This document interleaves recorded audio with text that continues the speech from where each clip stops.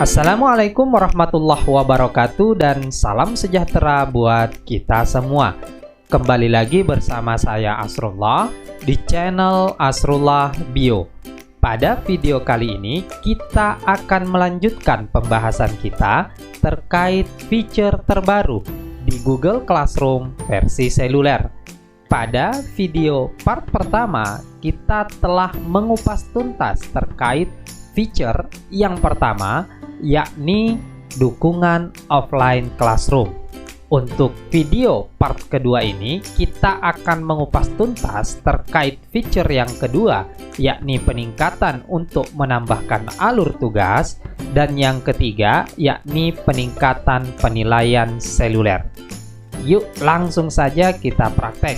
Nah, sebelum kita praktek, tentu saya akan menjelaskan secara singkat terkait fitur yang kedua ini, yakni peningkatan untuk menambahkan alur tugas.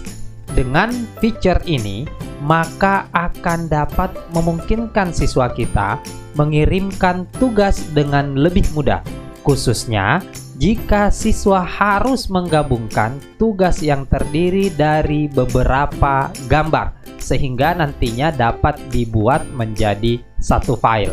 Dan dengan fitur ini, siswa kita juga akan dapat mengirimkan beberapa jenis file berbeda sekaligus.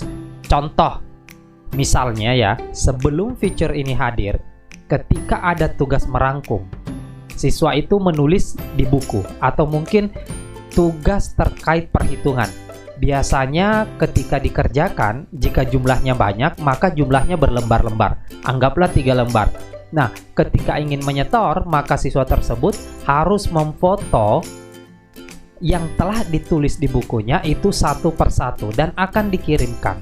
Nah, ini tentu gambarnya terpisah dan tentu juga akan sedikit menyulitkan buat guru untuk menilai. Namun dengan hadirnya fitur ini, maka ketika siswa memfoto, anggaplah 3 foto, karena tulisan itu berada pada 3 lembar kertas, ketika dia memfoto, maka nantinya akan disatukan menjadi satu file, yakni file PDF. Oke, langsung saja kita praktek.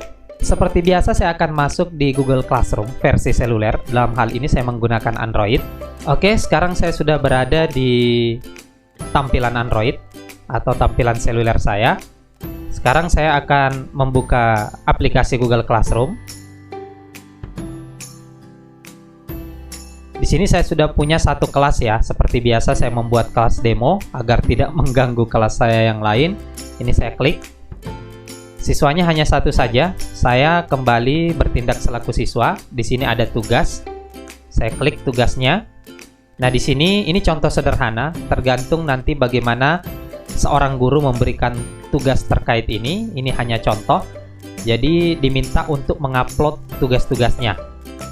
Untuk mengupload tugas tersebut, misalnya dalam bentuk foto, maka tentu terlebih dahulu siswa harus menuju ke tambahkan tugas seperti yang saya tunjukkan saat ini, diklik. Maka di sini akan nampak ya, ada fitur baru, namanya fitur pemindai. Fitur inilah yang nantinya akan dapat membantu siswa untuk menyatukan beberapa foto menjadi satu dalam bentuk file PDF. Oke, langsung saja kita coba ya. Kita klik fitur pemindai ini.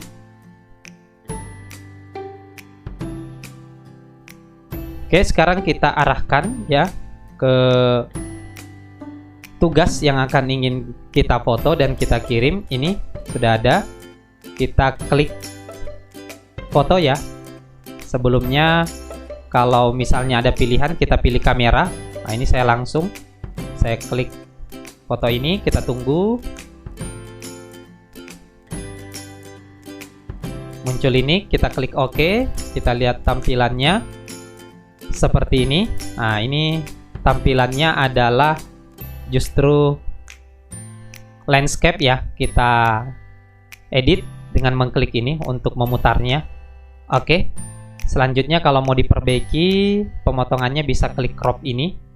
Kita bawa sedikit ke sini supaya agak lurus dia. Nah, cropnya ini kita bawa sedikit ke pinggir. Oke, begini aja. Kita klik selesai. Seperti ini. Jika ingin menambahkan lagi, tentu jangan mengklik simpan ya. Kalau diklik simpan, maka sistem akan membaca hanya satu file saja. Sedangkan kita ingin mengirimkan beberapa file ya. Ini selaku siswa. Nah, untuk menambahkan foto berikutnya agar dijadikan satu file, klik pada bagian feature yang saya tunjukkan ini. Ada logo kotak dengan tanda plus di tengah. Kita klik. Oke, kita arahkan ke lembaran berikutnya ya. Jadi ini yang saya foto sebenarnya sudah dinilai, tapi ini hanya contoh saja ya. Karena contoh tidak apa-apa, kita ambil ini saja. Nah, ini foto yang kedua diarahkan. Oke, setelah pas sesuai dengan keinginan kita, ini bisa kita ubah juga kalau ingin memperbesar.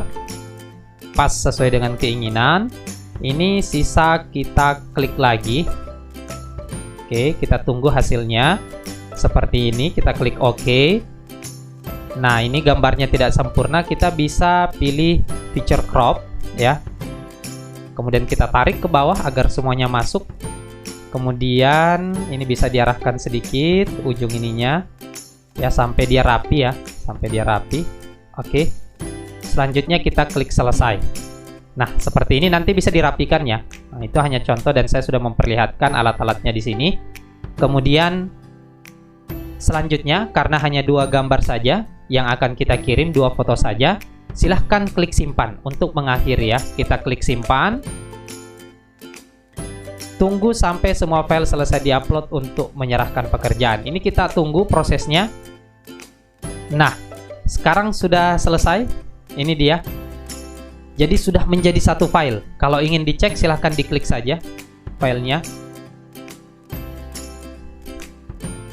Ini dia filenya. Ini masih menunggu untuk memuat. Nah, file pertama atau foto pertama dengan foto kedua ternyata sudah menjadi satu file. Oke? Berhasil ya. Nah, ini dengan menggunakan fitur pemindai. Jika sudah selesai, silahkan serahkan. Serahkan. Ya. Maka tugas itu sudah terkirim. Di samping itu, jika kita ingin menambahkan beberapa file juga bisa ya. Ini kalau misalnya ingin kita batalkan pengiriman untuk menambahkan beberapa file, bisa kita batalkan dulu pengirimannya. Batalkan pengiriman. Oke, jika ingin menambahkan tugas lainnya, silahkan ditambahkannya pada bagian ini. Nah, kita bisa menambahkan apa saja dari drive kita, upload dari seluler, dari link, dan lain-lain sebagainya. Bisa juga buat ya. Jadi kita bisa menambahkan beberapa file sekaligus di dalam tugas ini, kemudian kita kirimkan kepada guru yang bersangkutan. Ketika sudah selesai, silahkan klik serahkan. Kirim ulang, karena kita tadi membatalkan pengiriman. Oke, terdata sudah diserahkan. Demikian terkait fitur kedua di Google Classroom versi seluler. Sekarang kita menuju ke versi yang ketiga. Apa sih itu versi yang ketiga? Versi yang ketiga ini adalah peningkatan penilaian seluler. Nah, dengan peningkatan penilaian seluler ini, maka akan dapat memungkinkan pengajar menilai tugas di mana saja dengan mudah, sehingga pengajar atau guru ini dapat melakukan penilaian dengan lebih cepat dan mengakses fitur penilaian classroom di ponsel atau seluler secara maksimal. Yuk, langsung saja kita praktekkan. Oke, sekarang saya sudah berada di tampilan seluler untuk Google Classroom dan kali ini saya menggunakan account guru untuk mempraktekkan fitur yang ketiga. Langsung saja kita buka kelasnya. Di sini tadi sudah ada satu siswa yang mengirimkan tugas, kita buka. Kita buka lagi ya, karena hanya satu siswanya saja dan sudah menyerahkan. Saya akan memeriksa tugas dari Asrullah ini. Saya klik. Sebelum saya lanjut, saya ingin menyampaikan bahwa jauh sebelum fitur ini diluncurkan, maka perlu saya sampaikan, Google Classroom itu sudah memiliki alat bantu penilaian untuk versi seluler. Saya sudah bahas di video saya terdahulu. Linknya ada di atas. Guru bisa menggunakan alat bantu yang tersedia di Google Classroom versi seluler, yakni alat bantu menulis ya, atau coret-mencoret. Namun tentu ini akan sulit ketika seorang guru ingin menuliskan atau mengomentari sesuatu yang salah dari tugas siswa, karena tidak semua lihai menggunakan touchscreen layar untuk menulis.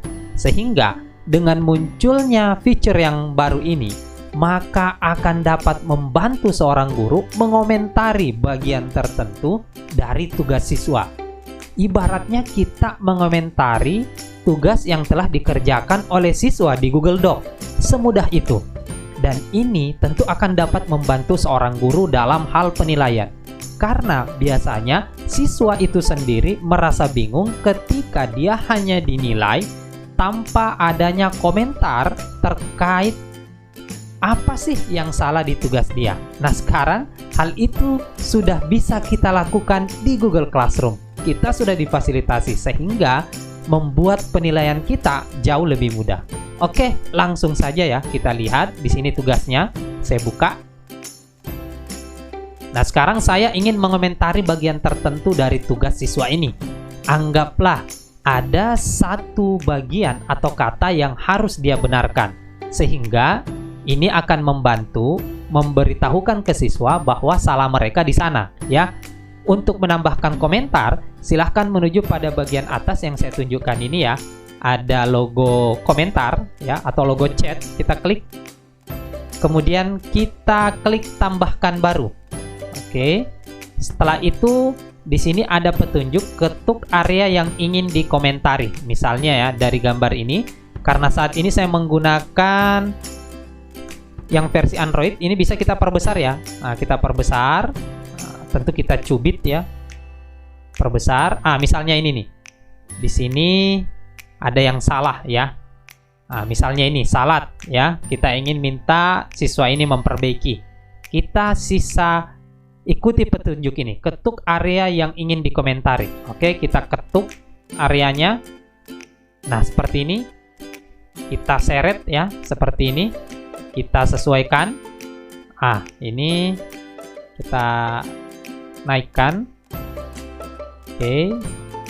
Sekarang kita atur.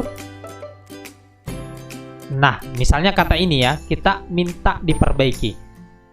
Kita sisa klik tambahkan komentar. Oke, maka akan tertandai. Di sini kita tambahkan, tolong penulisannya dibenarkan atau diperbaiki. Oke, contohnya seperti itu ya. Nanti terserah bagaimana komentar dari guru ya, atau penilai. Nah, setelah kita ketik, kita klik kirim ya. Oke, maka akan tertandai seperti ini. Ketika siswa kita membuka, dia akan melihat tandanya dan akan membaca komentarnya. Nah, di sini sudah tertulis satu komentar. Komentarnya dari guru. Kalau siswa membuka, itu akan mendapatkan ini. Jadi dia bisa mengetahui koreksi dari gurunya. Oke, inilah yang dimaksudkan peningkatan penilaian seluler di Google Classroom. Nah, kalau ingin menggunakan coret-coret, ya meskipun saya sudah bahas, tidak apa-apa saya ulangi. Silahkan klik fitur ini yang saya tunjukkan seperti tali yang terlilit ini, diklik. Nah, di sini ada fitur untuk mencoret-coret nih. Bisa membantu Bapak Ibu guru kalau ingin mencoret. Di sini bisa menambahkan kata juga sebenarnya ya. Bisa menambahkan kata. Tapi tentu lebih fleksibel cara yang tadi ya. Bisa juga mencoret-coret di sini. Kalau ingin dicoret-coret ya. Ini banyak ya. Ini stabilo dan seterusnya. Ini sudah lama ada ya, sudah lama ada. Namun yang memberi komentar tadi itu baru diluncurkan dan itu sangat fungsional komentar itu. Oke, setelah selesai klik simpan. Setelah diklik simpan, jangan lupa memberikan nilai ke siswanya untuk dikembalikan. Ini berproses, kita tunggu. Kita berikan nilai. Misalnya karena salah satu kata tadi ya, misalnya nilainya jadi 98 misalnya. Kemudian kita klik kembalikan. Kita klik lagi kembalikan. Dan dengan hadirnya atau diluncurkannya fitur ini, dengan adanya peningkatan penilaian, ini akan mempermudah seorang guru itu beralih dari satu siswa ke siswa lainnya tanpa harus bolak-balik ya, tanpa harus bolak-balik. Jadi karena siswa saya cuma satu, saya ini tidak bisa praktekkan ya, tapi yang lebih dari satu, yang 30 itu bisa langsung beralih ke siswa lainnya untuk dinilai. Dan ini sekali lagi saya katakan membantu seorang guru dalam proses penilaian. Demikian video pembahasan kita terkait feature terbaru di Google Classroom versi seluler. Mudah-mudahan bermanfaat. Wassalamualaikum warahmatullahi wabarakatuh.